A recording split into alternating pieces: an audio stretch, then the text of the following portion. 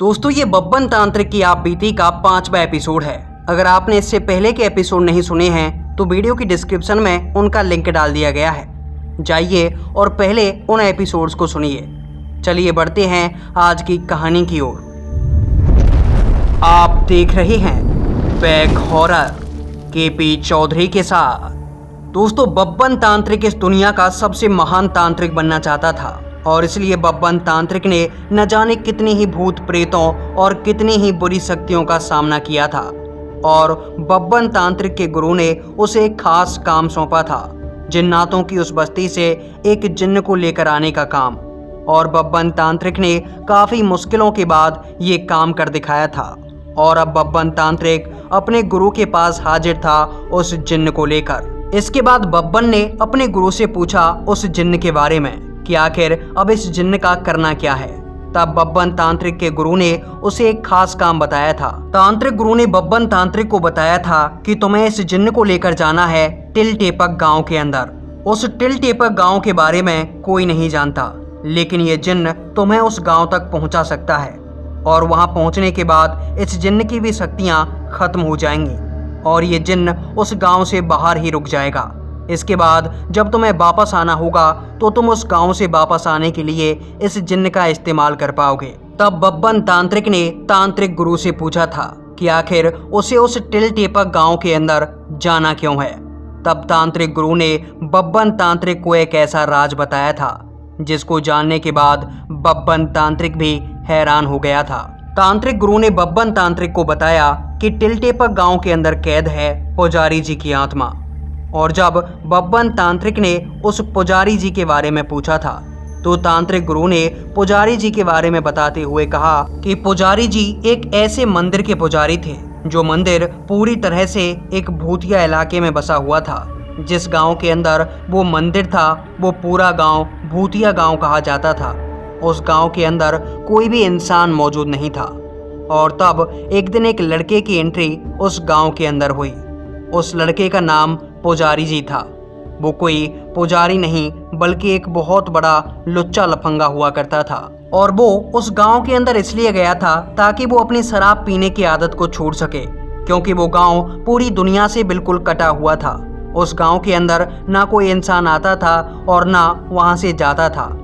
उस पूरे गांव के अंदर बहुत सारे घर थे, लेकिन उन घरों में भूतों का निवास था, किसी इंसान का नहीं। लेकिन उस लड़के को इसके बारे में कुछ भी पता नहीं था कि उस गांव के अंदर शैतान रहते हैं। उसने उस गांव को पूरी तरह से बंजर समझा। उसने समझा कि शायद यहाँ के लोग इस गांव को छोड़कर कहीं चले गए हैं। जब पहले दिन वो लड़का उस गांव के अंदर रुका था तो उसने देखा कि उस गांव के अंदर काफ़ी सारे फल और काफ़ी सारी सब्जियां लगी हुई हैं। और उस लड़के को लगा कि अगर उसे शराब की लत छुड़ानी है तो उसे इसी गाँव के अंदर रुकना होगा। लेकिन जब पहली रात वो लड़का उस गांव के अंदर रुका था तो उसने रात में उस गांव के अंदर कुछ ऐसा नज़ारा देखा था जो कि जीवन में अगर कोई भी इंसान देख ले तो वो डर के मारे वहीं मर जाए। लेकिन उस लड़के ने काफ़ी हिम्मत दिखाई और उस रात उस गांव के हर एक पिशाच, भूत और प्रेत आत्माओं से सामना किया। लेकिन उनसे सामना करते हुए उसका सामना एक ऐसी प्रेत आत्मा से हुआ जो कि काफ़ी दिनों से उसी गाँव के अंदर कैद थी। दरअसल वो एक बूढ़ी औरत की आत्मा थी और उस बूढ़ी औरत ने पुजारी जी नाम के उस लड़के को एक श्राप दिया और उसके हाथ में एक निशान बना दिया। वो निशान धीरे धीरे करके बड़ा हो रहा था और पुजारी जी नाम के उस लड़के को कुछ अता पता नहीं था कि आखिर उससे छुटकारा कैसे पाना है। वो लड़का पहली रात वहीं बेहोश हो गया और जब उसे अगले दिन होश आया तो वो पास के एक गांव के अंदर गया। और उस गांव के अंदर कुछ ऐसे सिद्ध महात्मा रहा करते थे जिन्होंने उस निशान को देखते ही उस लड़के को ये बता दिया कि इस निशान की वजह से अगले 3 दिन में ही तुम्हारी मौत हो जाएगी और ये उस शैतानी आत्मा का तुम्हारे लिए श्राप है। और अगर वो शैतानी आत्मा किसी को श्राप दे दे तो उसका बच पाना नामुमकिन है। इसके बाद पुजारी जी नाम का वो लड़का उस गांव के अंदर वापस आ गया। और जब वापस आकर उस लड़के ने उस गांव के अंदर इधर उधर खोजबीन की तो उसे पता चला कि गांव के ठीक बीचों बीच एक बड़ा सा मंदिर है। वो मंदिर हनुमान जी का था, लेकिन वो मंदिर काफी सालों से बंद पड़ा था। जब पुजारी नाम के उस लड़के ने उस मंदिर के अंदर प्रवेश किया तो उसे वो मूर्ति एक शैतान की तरह दिखाई दे रही थी। कुछ कुछ उसे ऐसा लग रहा था कि ये मूर्ति हनुमान जी की है और कुछ कुछ वो मूर्ति शैतान की तरह प्रतीत हो रही थी। लेकिन उस मूर्ति के पास एक बड़ी सी घंटी रखी हुई थी और उस घंटी के नीचे रखी हुई थी कुछ किताबें, कुछ धार्मिक किताबें। और जब पुजारी नाम के उस लड़के ने उस मंदिर में रखी हुई उन किताबों को देखा तो उसे ऐसा लगा कि जीवन भर उसने अब तक पाप ही पाप किए हैं। अगर वो आज मरते समय इन वेद पुराणों को पढ़ेगा तो हो सकता है कि उसके कुछ पाप कम हो जाएं। और इसलिए उसने उन किताबों को पढ़ना शुरू कर दिया और उनको पढ़ते पढ़ते वो वहीं पर बेहोश हो गया। लेकिन इसके बाद जब उसको होश आया तो उसे पता लगा कि उसके हाथ का जो निशान है, जो कि काला धब्बा था, वो पूरी तरह से कम हो चुका है।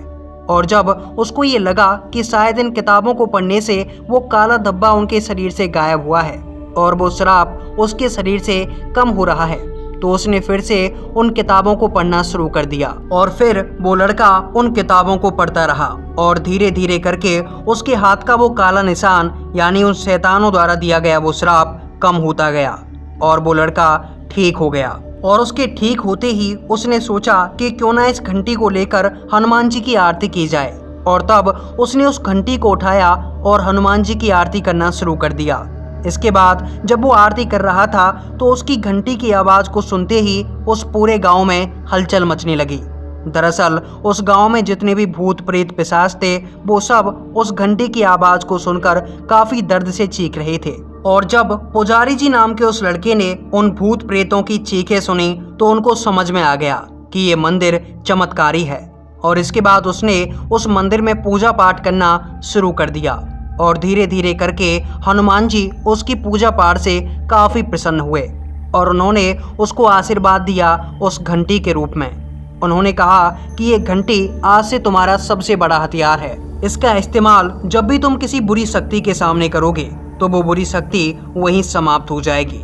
और इसके बाद पुजारी जी ने उस घंटी का इस्तेमाल किया था उस गांव के अंदर और हर घर के अंदर जाकर जब उन्होंने उस घंटी को बजाना शुरू किया तो सभी प्रेत आत्माएं उनके सामने आकर क्षमा याचना मांगने लगी। और ऐसे करके वो पुजारी जी नाम का लड़का बन गया था सचमुच में एक महान पुजारी, एक ऐसा पुजारी जिसने आगे चल के न जाने कितनी ही बुरी शक्तियों का सामना किया था, कितने ही भूत प्रेतों, पिशाचों और चुड़ैलों को मजा चखाया था। लेकिन इसके बाद जब वो पुजारी दुनिया के लिए कुछ भला और अच्छा करना चाहता था तो उस समय की सभी काली शक्तियां पुजारी जी के खिलाफ खड़ी हो गई थीं। इसके बाद पुजारी जी ने सहारा लिया था एक ऐसे आदमी का जिसने उनका बखूबी साथ निभाया था और उस आदमी का नाम था डेडमैन। डेडमैन और पुजारी जी इन दोनों ने मिलकर न जाने कितनी ही शैतानी शक्तियों का खात्मा कर दिया था। लेकिन इसके बाद दुनिया भर की सभी शैतानी शक्तियों ने मिलकर पुजारी जी और डेडमैन इन दोनों को ही एक दूसरे से अलग कर दिया था और पुजारी जी को मारकर उनके शरीर को किसी अलग जगह पर दफनाया गया और उनकी आत्मा को कैद कर दिया गया उस टिल टेपक गांव के अंदर, ताकि उनकी आत्मा कभी भी वहां से बाहर न निकल पाए। इसके बाद बब्बन तांत्रिक ने अपने तांत्रिक गुरु से पूछा था कि आखिर पुजारी जी की आत्मा को तो उस गांव के अंदर कैद कर दिया, लेकिन आखिर उनके उस साथी डेडमैन का क्या हुआ। तब बब्बन तांत्रिक के गुरु ने बब्बन तांत्रिक से कहा था कि डेडमैन कोई साधारण इंसान नहीं था, बल्कि डेडमैन एक ऐसा इंसान है जिसे कभी भी मारा नहीं जा सकता, क्योंकि उस डेडमैन ने एक ऐसी शक्ति प्राप्त कर ली थी जिसकी वजह से अगर कोई उसे कहीं भी मारे, दुनिया के किसी भी आयाम में मारे, दुनिया के किसी भी हिस्से में मारे, तो मरने के बाद वो डेडमैन वापस से अपने उसी कब्रिस्तान की कब्र से जिंदा हो उठता है जिसके अंदर उसकी वो शक्तियां एकत्रित की गई थीं। और इसी कारण डेडमैन को कभी भी मारा नहीं जा सकता।